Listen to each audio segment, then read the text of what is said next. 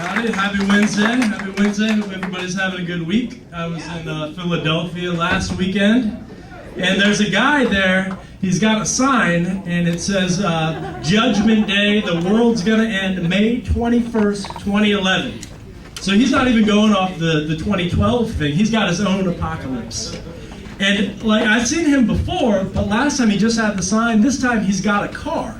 He's got his whole car painted up, just all over his Taurus. This thing, May 21st, which is good because I looked it up. May 21st is a Saturday, which means he has all weekend to scrub that off his car before he has to drive back to work on Monday. I mean, how embarrassing is that, right? I mean, one thing to say the world's gonna end tomorrow and be that kind of crazy, it's a whole nother side of insanity if you're trying to convince people that the world ended yesterday.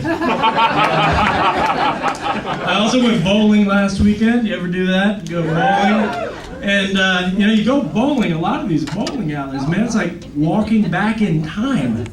You know, the structure, I understand that, like, the structure hasn't changed since, like, 1987, but the people inside, like, men still have mullets in this country? They still wear the jeans with, like, the knee hole? Like, where have they been? You walk in there, it's like they just came off the set of a Van Halen music video. The time just doesn't stop. They even have, like, the candy and the soda machine, like, with stuff you haven't seen for, like, 20 years. I saw a guy drinking a Tab. Crystal Pepsi, you remember that? I mean, there's all sorts of things. Like, bowling, I mean, I like it, but it's really just sort of a waste of time, really. And there are a lot of things a waste of time. People are always, life is too short, The world's getting life is too short. You gotta, never have enough time. If you're making time to bowl, life isn't that short. If you're an adult and you play in a kickball league, life is not too short. I waste time, though. I waste time, too. One time I watched an entire episode of Jersey Shore. I've only seen one, right? I've only seen one episode. But now anytime anybody says the phrase, the situation, in any context, I think of that guy. Like, bloodshed, fire, madness, the situation in Libya is out of control. Like, what the hell is that guy doing there? Every time. And I didn't know it was that easy, like, to become famous. I mean, it's genius. You just get drunk, sleep around, and then come up with a nickname that is used, like, over and over again in the American lexicon. So if anybody ever puts a camera in front of me, I'm going to be the crisis. All right? You remember that. You remember, I've got people here, the crisis. Yeah. President Obama is handling the crisis. That's right. Bill O'Reilly on The Factor.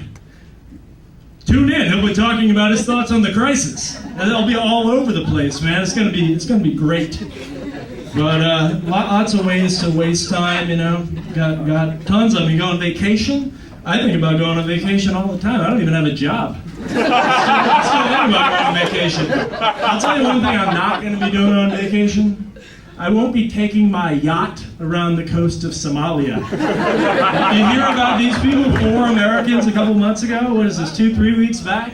I mean, like, what is that thought? What were the other things that they were thinking about doing on vacation instead? What do you want to do for vacation this year, honey?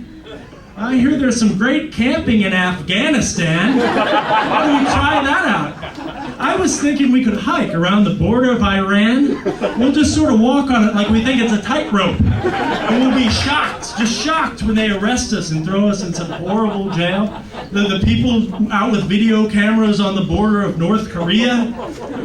We have to send the government in for rescue. And we got tons of people like that. That's their vacation.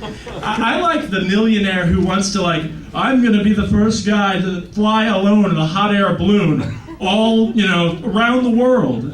This is 19th century technology at best. This isn't new. Oh, look at me. I'm going to row a canoe to Hawaii. I really like it when somebody sends their kid. And you hear about this every now and then on the news. Some, like, 15-year-old, has decided to sail solo around the world, and they capsize or something. We have to send the Coast Guard. And then you see their dad on TV. He wanted to do it. You damn well better hope he wanted to do it. Otherwise, you went from being a bad parent to being a criminal. Take your kid. Here you go, son. Here's some oars. Good luck. I'll call the USA Today. Go bring the photographer. Oh, you see him out there? Yeah, he's on the coastline. Oh, he's waving. He wanted to go.